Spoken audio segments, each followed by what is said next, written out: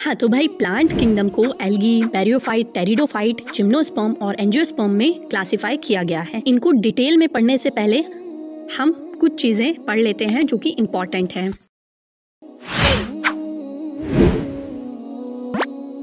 जैसे कि artificial classification जो लिनियस ने दिया था, ये कुछ ही कैरेक्टर्स पर बेस्ड था, जैसे कि एंड्रोशियम के स्ट्रक्चर पर, वेजिटेटिव कैरेक्टर्स पर बेस्ड था। इसी वजह से इसे एक्सेप्ट नहीं किया गया, क्योंकि वेजिटेटिव कैरेक्टर्स एनवायरनमेंट के अकॉर्डिंग अपने आप को चेंज कर लेते हैं। इससे क्या हुआ, जो बहुत ही क्लोजली रिलेटेड स्पीशीज थी वो भी बहुत दूर दूर चली गई क्लासिफिकेशन में। एंजियोस्पर्म का दूसरा क्लासिफिकेशन बेंथम एंड हुकर ने दिया था, जिसे हम नेचुरल क्लासिफिकेशन बोलते हैं, और ये इंटरनल एक्सटर्नल फीचर्स पर बेस्ड था। एनाटॉमी, एम्ब्रियोलॉजी, फाइटोकेमिस्ट्री सब पर बेस्ड था और इसे एक्सेप्ट भी किया गया। अगर हम प्रेजेंट टाइम की बात करें तो कोई भी चीज़, किसी भी ऑर्गेनिज्म को फेलोजेनेटिक क्लासिफिकेशन सिस्टम दिया जाता है। इस क्लासिफिकेशन में इवोल्यूशनरी रिलेशनशिप्स भी देखे जाते हैं। अच्छा, अगर कोई प्लांट या ऑर्गेनिज्म का फॉसिल ही ना मिले तो कैसे क्लासिफिकेशन होता है? तो उसके लिए हमारे पास है numerical taxonomy, cytotaxonomy, chemotaxonomy. Numerical taxonomy में कंप्यूटर का यूज किया जाता है और नंबर और कोड्स कैरेक्टर्स में असाइन कर दिए जाते हैं। एक ही बार में बहुत सारे कैरेक्टर्स क्लासिफाई हो जाते हैं। साइटोटेक्सोनॉमी नाम ही से पता चल रहा है, साइटोप्लाज्म के अंदर जो क्रोमोसोम है उसके नंबर स्ट्रक्चर पर बेस्ड होती है। कीमोटेक्सोनॉमी ये सेल के अंदर जितने भी केमिकल कॉन्स्टिट्यूएंट्स होती हैं उस पर बेस्ड होती है। अब जो हम पढ़ने जा रहे हैं वो कुछ ऐसी चीजें हैं जो हमें आगे डिटेल में पढ़नी है, लेकिन इधर थोड़ा सा हम शॉर्ट में पढ़ लेते हैं ताकि आगे हमें दिक्कत ना हो। सबसे पहले हम बात करते हैं सेक्स ऑर्गन की। एल्गी, बैरियोफाइट, टेरिडोफाइट में मेल सेक्स ऑर्गन एंथीरिडियम होता है, जिम्नोस्पर्म में पोलन ग्रेन होता है और एंजियोस्पर्म में एंड्रोशियम होता है। फीमेल सेक्स ऑर्गन की बात करें तो एल्गी में ओगोनियम होता है, बैरियोफाइट्स, टेरिडोफाइट्स और जिम्नोस्पर्म में आर्चिगोनियम होता है, एंजियोस्पर्म में गाइनोशियम होता है। एक इम्पॉर्टेंट बात और, जब प्लांट्स में फर्टिलाइजेशन होता है, मेल और फीमेल गैमीट का फर्टिलाइजेशन होता है, जाइगोट बनता है, तो जाइगोट के पास दो पॉसिबिलिटीज होती है। पहला, जाइगोट का मेयोसिस हो जाए या जाइगोट का माइटोसिस हो जाए। जाइगोट का जब मेयोसिस होगा तब थैलोफाइटा बॉडी बनेगी। जाइगोट का जब माइटोसिस होगा तो एक एम्ब्रियो बनेगा। जब थैलोफाइटा बनेगा इसका मतलब होता है उसमें कोई भी स्टेम, लीफ, रूट्स नहीं होगा, जैसे कि एल्गी में यही केस होता है। बाकी जो दूसरा केस माइटोसिस वाला, वो बैरियोफाइट्स, टेरिडोफाइट, जिम्नोस्पर्म्स और एंजियोस्पर्म्स सारे ही प्लांट्स में होता है, एल्गी को छोड़कर। अच्छा, अब बात करते हैं मियोसिस की। प्लांट्स में मियोसिस कब कब और कहाँ होती है? अगर हम एल्गी की बात करें तो जाइगोटिक मियोसिस होती है, जैसे अभी हम जाइगोट वाला मियोसिस पढ़ के आए हैं, राइट। और अगर हम बैरियोफाइट, टेरिडोफाइट का एग्जाम्पल लें तो स्पोरिक मियोसिस होती है, स्पोर्स में होती है मियोसिस। और अगर हम एंजियोस्पर्म्स और जिम्नोस्पर्म्स का एग्जाम्पल लेकर चलें तो गैमेट में मियोसिस होती है। देखो, अभी जो तुमने पढ़ा ना वो आगे के डाउट तुम्हारे बहुत ज्यादा क्लियर करने वाले हैं, ठीक है। और अब जो पढ़ने वाले हैं वो तो तुम्हारे लिए मतलब बहुत ही ज्यादा अच्छा हो जाएगा। तो अब हम देखते हैं सबसे पहले एम्ब्रियो किसमें बना। तो एल्गी में तो एम्ब्रियो बनता नहीं है, अभी हम देख के आए हैं जाइगोट में मियोसिस ही हो जाती है। बैरियोफाइट, टेरिडोफाइट, जिम्नोस्पर्म, एंजियोस्पर्म में एम्ब्रियो बनता है। लाइफ साइकिल की बात करें तो एल्गी में हैप्लॉन्टिक है, बैरियोफाइट, टेरिडोफाइट में हैप्लोडिप्लॉन्टिक है और जिम्नोस्पर्म, एंजियोस्पर्म में डिप्लॉन्टिक लाइफ साइकिल है। मेन प्लांट बॉडी की बात करें तो एल्गी और बैरियोफाइट की बॉडी गैमेटोफाइट होती है, टेरिडोफाइट, जिम्नोस्पर्म और एंजियोस्पर्म की बॉडी स्पोरोफाइट होती है। एल्गी और बैरियोफाइट में कोई भी ट्रू रूट, ट्रू स्टेम और ट्रू लीव्स नहीं होती है, और टेरिडोफाइट, जिम्नोस्पर्म और एंजियोस्पर्म्स में होती है। अच्छा, कुछ प्लांट्स हैं जिनमें हमें कुछ चीजें फर्स्ट टाइम देखने को मिली, जैसे एल्गी में हमें जाइगोट पहली बार देखने को मिला, बैरियोफाइट में हमें एम्ब्रियो पहली बार देखने को मिला, टेरिडोफाइट में हमें वैस्कुलर टिश्यू पहली बार देखने को मिला, जिम्नोस्पर्म में हमें सीड्स पहली बार देखने को मिली और एंजियोस्पर्म में हमें फ्रूट्स पहली बार देखने को मिले। तो चलिए अब सभी चीज को हम डिटेल में पढ़ते हैं। एल्गी सबसे ज्यादा प्रिमिटिव प्लांट मानी जाती है। अब प्लांट है तो क्लोरोफिल होगा, ऑटोट्रॉफिक होगी और ये एक्वाटिक होती है, मरीन वाटर में भी पाई जाती है और फ्रेश वाटर में भी पाई जाती है। ये सिम्बायोटिक एसोसिएशन में भी रहती है, फंगस के साथ रहती है, तो हम इसको लीचेन बोलते हैं। और लीचेन जब बहुत ही ज्यादा अच्छा जहाँ का इन्वायरमेंट होता है, पोल्यूशन वगैरह नहीं होता है, वहीं पर निकलता है। और एक स्लॉथ बेयर के साथ भी इसका सिम्बायोटिक एसोसिएशन होता है। कुछ एल्गी यूनिसेलुलर होती हैं, जैसे कि क्लेमिडोमोनास और कोलोनियल भी होती है जैसे कि वॉल्वॉक्स, फिलामेंटस भी होती है जैसे कि यूलोथ्रिक्स। रिप्रोडक्शन की बात करें तो सबसे पहले वेजिटेटिव रिप्रोडक्शन, इसमें फ्रेगमेंटेशन हमें देखने को मिलता है और एक एक फ्रेगमेंट आगे चल के एक थैलस में पूरी बॉडी में कन्वर्ट हो जाता है। एसेक्सुअल रिप्रोडक्शन में हमें स्पोर देखने को मिलता है जिसमें से जू स्पोर सबसे ज्यादा कॉमन है और ये स्पोर मोटाइल होता है, मतलब कि इसमें फ्लैजेला होता है। सेक्सुअल रिप्रोडक्शन हमें पता है जब दो गैमीट फ्यूज करते हैं उसे हम बोलते हैं। तो सेक्सुअल रिप्रोडक्शन में 3 टाइप के गैमीट एल्गी में देखने को मिलते हैं, जैसे कि आइसोगेमस, जब मेल और फीमेल गैमीट दोनों ही साइज में सिमिलर हो उसे हम आइसोगेमस बोलते हैं। फ्लैजेलेटेड गैमीट भी हो सकता है जैसे कि यूलोथ्रिक्स और नॉन फ्लैजेलेटेड भी हो सकता है जैसे कि स्पाइरोगायरा। एन आइसोगेमस की बात करें तो जिसमें मेल और फीमेल गैमीट दोनों के साइज डिसिमिलर हो तब एन आइसोगेमस हम बोलेंगे, जैसे कि यूडोर्निया। oogamous की बात करें तो oogamous जब एक large non motile female gamete होता है और एक स्मॉल मोटाइल मेल गैमीट होता है उस टर्म को हम oogamous बोलते हैं। जैसे कि हम ह्यूमंस में ही एक लार्ज ओवा होता है और स्मॉल स्पर्म होता है जो कि मोटाइल होता है, राइट, उसी टाइप से। इसका एग्जाम्पल वॉल्वॉक्स और फ्यूकस हो जाएगा। यूजेस ऑफ एल्गी, CO2 का half of total fixation algae करती है, ऑक्सीजन के लेवल को भी इंक्रीज करती है और एक्वाटिक एनिमल्स के लिए प्राइमरी प्रोड्यूसर है एल्गी। मरीन एल्गी फूड की तरह भी यूज की जाती है। हाइड्रोकोलॉइड्स भी एल्गी से बनती है और जो अगर अगर पाउडर होता है जिससे कि जेली बनती है, आइसक्रीम्स बनती है, वो भी एल्गी जेलेडियम और ग्रेसिलेरिया से बनती है। एक क्लोरेला एल्गी है, यूनिसेलुलर एल्गी है जिसमें प्रोटीन्स बहुत ज्यादा होती है और ये स्पेस ट्रेवलर्स कैरी करके लेकर जाते हैं। टाइप्स ऑफ एल्गी, क्लोरोफाइसाई, फायोफाइसाई और रोडोफाइसाई। देखो यहाँ पर एक एक करके हम क्लोरोफाइसाई, रोडोफाइसाई, फायोफाइसाई नहीं पढ़ेंगे, एक साथ पूरी एल्गी को हम टेबल के थ्रू कंप्लीट करते हैं। क्लोरोफाइसाई को हम ग्रीन एल्गी बोलते हैं, फायोफाइसाई को हम ब्राउन एल्गी बोलते हैं, रोडोफाइसाई को हम रेड एल्गी भी बोलते हैं। सेल वॉल की बात करें तो ग्रीन एल्गी में इनर सेल वॉल सेलुलोज से बनी होती है और आउटर पेक्टोज से बनी होती है। ब्राउन एल्गी की बात करें तो सेलुलोजिक वॉल होती है लेकिन उस पर थोड़ी सी कोटिंग होती है एल्गिन की। रेड एल्गी की बात करें तो ये सेलुलोज से बनी होती है इसकी सेल वॉल, लेकिन इनर वॉल पेक्टिन और पॉलिएस्टर से बनी होती है। पिगमेंट की बात करें तो ग्रीन एल्गी में क्लोरोफिल ए एंड बी पाया जाता है जिसकी वजह से इसका कलर ग्रीन होता है और ब्राउन एल्गी में क्लोरोफिल ए एंड सी और एक पिगमेंट फ्यूकोसैंथिन पाया जाता है जिसकी वजह से इसका कलर ऑलिव ग्रीन से ब्राउन तक होता है। इसका कलर एकदम ब्राउन नहीं होता है, ऑलिव ग्रीन से ब्राउन तक जितने भी कलर्स आते हैं सब हो सकता है। रेड एल्गी में क्लोरोफिल ए एंड डी और एक पिगमेंट फाइकोरिथ्रिन पाया जाता है जिसकी वजह से इसका कलर रेड होता है। ग्रीन एल्गी में स्टार्च के फॉर्म में फूड स्टोर होता है। ब्राउन एल्गी में कॉम्प्लेक्स कार्बोहाइड्रेट के फॉर्म में फूड स्टोर होता है जैसे कि मैनिटोल और लेमिनेरिन। रेड एल्गी में फ्लोरिडियन स्टार्च के फॉर्म में फूड स्टोर होता है जिसका स्ट्रक्चर एमाइलोपेक्टिन और ग्लाइकोजन की तरह होता है। फ्लैजेला की बात करें तो ग्रीन एल्गी में 2 से 8 तक एपिकल फ्लैजेला हो सकते हैं और इक्वल होते हैं। ब्राउन एल्गी में 2 अनइक्वल होते हैं और लेटरल पोजीशन पर होते हैं। रेड एल्गी में फ्लैजेला एब्सेंट होता है। वेजिटेटिव प्रोपगेशन की बात, ग्रीन एल्गी में फ्रेगमेंटेशन और स्पोर फॉर्मेशन देखने को मिलती है। ब्राउन और रेड एल्गी में फ्रेगमेंटेशन देखने को मिलती है।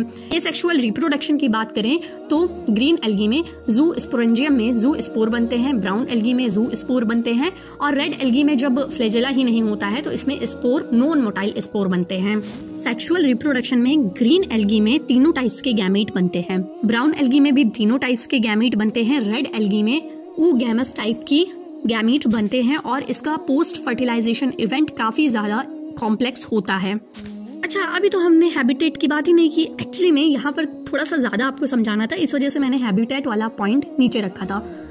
क्लोरोफिल फ्रेश, ब्रैकिश और सॉल्टी वाटर में मिलते हैं। ब्राउन एल्गी फ्रेश वाटर में थोड़ा सा रेयर है, ब्रैकिश वाटर में और सॉल्ट वाटर में भी मिल जाते हैं। रेड एल्गी फ्रेश वाटर में तो कुछ कुछ मिलते हैं, ब्रैकिश वाटर में मिल जाते हैं और ज्यादातर सॉल्टी वाटर में रेड एल्गी पाई जाती है।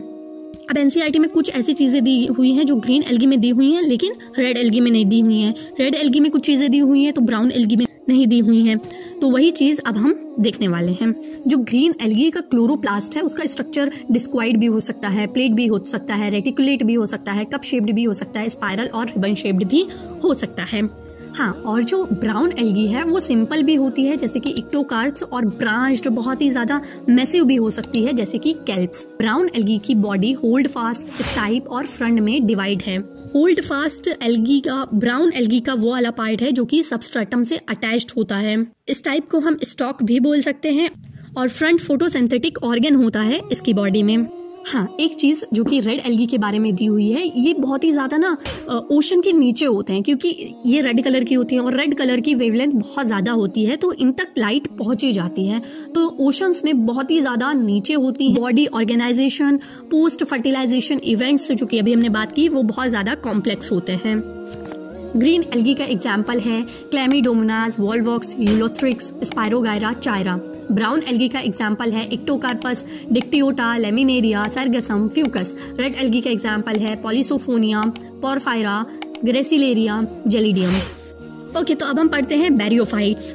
बैरियोफाइट्स को एम्फीबियंस ऑफ प्लांट किंगडम कहा जाता है, क्योंकि इनकी लाइफ तो सॉइल में, मतलब अर्थ पर हो जाती है, लेकिन इनको वाटर की ज़रूरत होती है जब ये सेक्सुअल रिप्रोडक्शन करते हैं।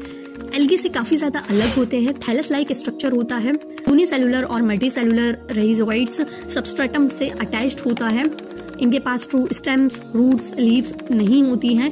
मेन प्लांट बॉडी हैप्लॉइड होता है। अब रिप्रोडक्शन की बात करते हैं। सेक्सुअल रिप्रोडक्शन में एंथ्रीडियम ये क्या है? पीछे जाओ, बताया था ना मैंने, male sex organ, female sex organ, याद करो मैंने सब बताया है। आर्चिगोनिया और एंथ्रीडियम। चलो फिर से आते हैं। तो एंथ्रीडियम मेल सेक्स ऑर्गन होता है। बाइफ्लेजिलेटेड एंथ्राजोइड इसमें से निकलते हैं, और आर्चिगोनियम फीमेल फ्लास्क शेप के एग सेल रिलीज करते हैं। अब देखो, जो एंथ्राजोइड्स है ये वाटर में जाएगा और फिर एग सेल को फर्टिलाइज करेगा, जाइगोट बनेगा। जाइगोट से जब स्पोरोफाइट बनेगा तो ये स्पोरोफाइट अलग नहीं होगा, गैमेटोफाइट के बॉडी पर चिपका रहेगा और न्यूट्रिशन उसकी बॉडी से लेता रहेगा। एक तरीके से पैरासाइट जिंदगी गुजार रहा है। इनकी बॉडी फूट सेटा कैप्सूल में डिवाइड होती है। मॉसेस की थोड़ी ज्यादा एडवांस्ड बॉडी होती है और लिवरवर्ट्स की थोड़ी प्रिमिटिव होती है, और फिर ये डिवाइड करके हैप्लॉइड स्पोर्स फॉर्म करते हैं। हमने पढ़ा था ना कि मियोसिस कब होती है बैरियोफाइट और टेरिडोफाइट में, तो स्पोर्स मियोसिस करते हैं। तो स्पोर्स ने मियोसिस किया, हैप्लॉइड स्पोर फॉर्म हुए और ये जर्मिनेट करेंगे और फिर दोबारा से गैमेटोफाइट बना लेंगे। हैप्लॉइड मेन प्लांट बॉडी होती है। अब देखो, हमें बैरियोफाइट में मॉसेस पढ़ना है और लिवरवर्ट्स पढ़ना है। तो मॉसेस का हमें इकोनॉमिक इंपॉर्टेंस दे रखा है। आप इसे मॉसेस में आए तब भी आपको यही लिखना है, बैरियोफाइट्स का इकोनॉमिक इंपॉर्टेंस आए तब भी आपको यही लिखना है। मॉसेस जो होते हैं वो फूड की तरह भी लिए जाते हैं काफ़ी जगह। स्फैग्नम जो होता है वो फीड प्रोवाइड करता है, जो कि एक पैकेजिंग मटेरियल है। जब लिचन बनता है ना, तो लिचन से पहले जो रॉक को कॉलोनाइज करते हैं, तो यही मॉसेस बैरियोफाइट्स ही होते हैं जो रॉक को कॉलोनाइज करते हैं। ये रॉक को डिकम्पोज भी कर सकते हैं और हायर प्लांट्स के लिए, जिम्नोस्पर्म, एंजियोस्पर्म जैसे प्लांट्स के लिए सबस्ट्रेटम बना सकते हैं रॉक्स को। ये जो मॉसेस होते हैं ये एक तरीके से जब सॉइल पर जाते हैं तो एक मैट्स पूरी फॉर्म कर देते हैं, चटाई की तरह, ठीक है, जिससे कि सॉइल इरोजन होने के चांसेस बहुत ही ज्यादा कम हो जाते हैं। Liverworts moist, shady, bank of stream, bark of trees में उग जाते हैं। एसेक्सुअल रिप्रोडक्शन की बात करें तो इसमें फ्रेगमेंटेशन होता है और एक स्पेशलाइज्ड स्ट्रक्चर हमें देखने को मिलता है जिसे हम जेमा बोलते हैं या गैमा बोलते हैं। तो इसमें से गैमा कप्स निकलते हैं और ये गैमा कप्स बड देते हैं, एक कली देते हैं, ठीक है, कली फूल वाली कली नहीं, रिप्रोडक्शन वाली बड देते हैं और वो बड जर्मिनेट करके दूसरा प्लांट बॉडी बना लेती है। मॉसेस की बात करें तो इनके बॉडी में प्रोटोनीमा और लीफी स्ट्रक्चर जो नीचे होता है, सबस्ट्रेटम के नीचे होता है, ठीक है, आप समझ रहे हो, जो जर्मिनेट होता है स्पोर से, उसे हम प्रोटोनीमा बोलते हैं। और जो लीफी स्ट्रक्चर होता है, ऊपर होता है सॉइल के ऊपर, उसे हम लीफी स्ट्रक्चर बोलते हैं। वेजिटेटिव प्रोपगेशन की बात करें तो फ्रेगमेंटेशन होती है और प्रोटोनीमा में बडिंग हो जाती है। सेक्सुअल रिप्रोडक्शन तो हम अभी पढ़ के आ रहे हैं ना। अब हम पढ़ते हैं टेरिडोफाइट। तो टेरिडोफाइट्स में हमें हॉर्स टेल्स देखने को मिलते हैं, फर्न्स देखने को मिलते हैं। इसे ऑर्नामेंटल्स की तरह भी ग्रो किया जाता है। इसका यूज मेडिसिन में भी होता है, सॉइल बाइंडर्स की तरह भी होता है। ये पहला टेरेस्ट्रियल प्लांट है। इसी प्लांट के अंदर हमें पहली बार जाइलम और फ्लोएम देखने को मिली थी। कूल, डैम्प, शेडी प्लेसेस पर दिखती है। प्लांट बॉडी स्पोरोफाइट होती है। ट्रू स्टेम, लीव्स और रूट देखने को मिलती है। लीव्स की बात करें तो माइक्रोफिल्स और मैक्रोफिल्स टाइप की लीव्स होती है। माइक्रोफिल्स जो स्मॉल होती है जैसे कि स्लेमिजेला, और मैक्रोफिल्स जो लार्ज लीव्स होती है जैसे कि फर्न्स की लार्ज लीव होती हैं। स्पोरोफाइट मेन प्लांट बॉडी होती है। उसके बाद होता है लीफ लाइक एपेंडेजेस जिसको हम स्पोरोफिल्स बोलते हैं। स्पोरोफिल्स के बाद आते हैं स्पोरेंजिया। स्पोरेंजिया वो स्ट्रक्चर है जहाँ पर स्पोर्स की फॉर्मेशन होती है। अभी हमने बात की कि स्पोरोफिल्स लीफ लाइक एपेंडेजेस होते हैं, लीफ लाइक स्ट्रक्चर के होते हैं, लेकिन कभी कभी स्पोरोफिल्स एक स्ट्रक्चर फॉर्म कर देते हैं जिसको हम स्ट्रोबलाई या कोन्स बोलते हैं। अब जो स्पोरेंजिया होता है वहीं पर स्पोर मदर सेल स्पोर की फॉर्मेशन करते हैं। स्पोर जर्मिनेट होकर दोबारा से हैप्लॉइड गैमेटोफाइट स्ट्रक्चर बना लेता है जिसे हम प्रोथेलस बोलते हैं। प्रोथेलस फ्री लिविंग होता है, स्मॉल होता है, मल्टी सेलुलर होता है, ठीक है, और बाद में स्पोरोफाइट में कन्वर्ट हो जाता है, मेन प्लांट बॉडी में कन्वर्ट हो जाता है। अच्छा, अब सेक्स ऑर्गन की बात करते हैं तो टेरिडोफाइट में सेक्स ऑर्गन प्रोथेलस में ही होता है। प्रोथेलस में एंथ्रीडिया आर्चिगोनिया होता है। एंथ्रीडिया आपको पता है एंथेरिजोइड्स मेल सेक्स ऑर्गन और मेल गैमीट है, और आर्चिगोनिया में एक्सेल जो कि फीमेल गैमीट है होता है। जाइगोट फॉर्म होता है, और अगर सेक्सुअल रिप्रोडक्शन होगा तो जाइगोट फॉर्म होगा और मल्टी सेलुलर होगा। उसके बाद टेरिडोफाइट की 4 क्लासेस हैं। सिलोप्सिडा जिसको एग्जाम्पल है सिलोटम, लाइकोप्सिडा जिसका एग्जाम्पल है स्लेजिनेला, स्फेनोप्सिडा जिसका एग्जाम्पल है इक्विसेटम, टेरोप्सिडा जिसका एग्जाम्पल है टेरिस। ओके, तो अब हम आते हैं जिम्नोस्पर्म पे। जिम्नोस्पर्म की सीड्स नेकेड होती है, इस पे कोई भी फ्रूट की कवरिंग नहीं होता है। तो जब फ्रूट की कवरिंग नहीं होता है तो जो ओव्यूल होता है वो भी एक्सपोज्ड होता है, ठीक है। ओवरी वॉल्स नहीं होती है, कोई भी फ्लावर इसमें नहीं होता है। जिम्नोस्पर्म में मीडियम साइज्ड प्लांट से लेकर के ट्रीज, श्रब्स सब आते हैं। जियांट रेड वुड ट्री जो होता है वो भी जिम्नोस्पर्म ही है। टैप रूट होती है इसमें, और इसमें फंगस के साथ सिम्बायोटिक रिलेशनशिप भी देखा जाता है जिसे हम माइक्रोइजा बोलते हैं, पाइनस में देखा जाता है। कैरेलॉइड रूट्स भी होती है जैसे कि साइकस की। स्टेम की बात करें तो अनब्रांच्ड होता है साइकस, और ब्रांच्ड की बात करें तो पाइनस। लीव्स सिंपल कंपाउंड दोनों होती है। साइकस की बात करें तो पिन्नेट लीव्स होती है, और कोनिफर्स की बात करें तो नीडल लाइक स्ट्रक्चर होती है। तो जिम्नोस्पर्म की लीव्स इस टाइप से बनी होती है कि उनके जो प्लांट है, जो लीव्स हैं, उनके बॉडी से कम वाटर लॉस हो, क्योंकि ये ना एक्सट्रीम इन्वायरमेंट्स में भी रह सकते हैं, बहुत ज़्यादा गर्मी में भी रह सकते हैं, ठीक है, बहुत ज़्यादा सर्दी में भी रह सकते हैं। तो इनकी लीव का स्ट्रक्चर कुछ इस टाइप से होता है कि उसमें से वाटर लॉस थोड़ा सा कम हो। देखो, जिम्नोस्पर्म में हेट्रोस्पोरस कंडीशन हमें देखने को मिलती है जिसमें हैप्लॉइड माइक्रोस्पोर्स और हैप्लॉइड मेगास्पोर्स प्रोड्यूस होते हैं। मेल कोन में माइक्रोफिल्स होती हैं जो कि माइक्रोस्पोरेंजिया को बियर करते हैं, और फिर उसके बाद माइक्रोस्पोरेंजिया ही माइक्रोस्पोर्स की फॉर्मेशन करते हैं। माइक्रोस्पोर्स बाद में पॉलन ग्रेन में कन्वर्ट हो जाते हैं। फीमेल कोन में मेगा स्पोरोफिल्स होती हैं जिसके अंदर मेगा स्पोरेंजिया होता है जो कि मेगा स्पोर्स की फॉर्मेशन करता है, और ये इनक्लोज्ड होता है मेगा स्पोरेंजियम से, मतलब न्यूसेलस से बंद होता है।